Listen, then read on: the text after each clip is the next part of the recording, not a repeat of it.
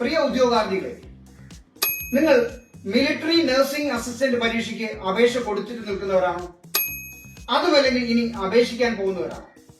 രണ്ടാണെങ്കിൽ നിങ്ങൾക്കുള്ള ഒരു അപ്ഡേറ്റുമായിട്ടാണ് ഞാൻ ഇന്ന് വന്നിരിക്കുന്നത്.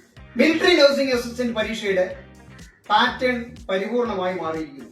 നാളിതുവരെ 50 ചോദ്യവും 1 മണിക്കൂർ ദൈർഘ്യവുമായിരുന്നു. ഈ 50 ചോദ്യങ്ങളിൽ 15 ചോദ്യങ്ങൾ ബയോളജിയിൽ നിന്നും, 15 ചോദ്യങ്ങൾ കെമിസ്ട്രിയിൽ നിന്നും, 5 ചോദ്യങ്ങൾ ഫിസിക്സിൽ നിന്നും, 5 ചോദ്യങ്ങൾ അരിത്തമാറ്റിക്സിൽ നിന്നും, 10 ചോദ്യങ്ങൾ ജനറൽ നോളജിൽ നിന്നുമായിരുന്നു. ഇത് എല്ലാം അതിന്റെ ഇരട്ടിയായി വർദ്ധിച്ചു.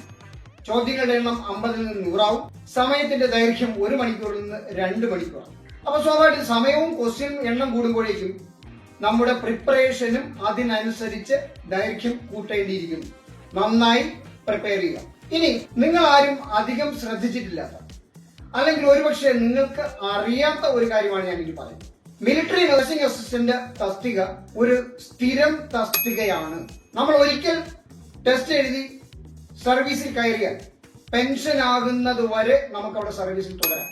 നല്ല ശമ്പളവും ആനുകൂല്യങ്ങളും. ഇനി റിട്ടയർ ചെയ്താൽ പെൻഷനും മറ്റെല്ലാ പെൻഷൻ ബെനിഫിറ്റുകളും നമുക്ക് കിട്ടും. അതുകൊണ്ട് നിങ്ങൾ physics, chemistry, biology, mathematics, English ഈ കോമ്പിനേഷൻ എടുത്ത് +2 പാസ്സായി നിൽക്കുന്നവരാണെങ്കിൽ, അതുമല്ലെങ്കിൽ അവസാന വർഷ പരീക്ഷ എഴുതിക്കൊണ്ട് നിൽക്കുന്നവരാണെങ്കിൽ ഉറപ്പായും നിങ്ങൾ നഴ്സിംഗ് അസിസ്റ്റന്റ് പരീക്ഷയ്ക്ക് അപേക്ഷ കൊടുക്കണം.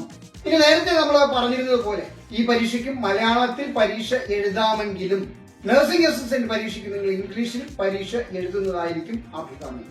നിങ്ങൾ എത്രയും വേഗം അപേക്ഷ സമർപ്പിക്കുക.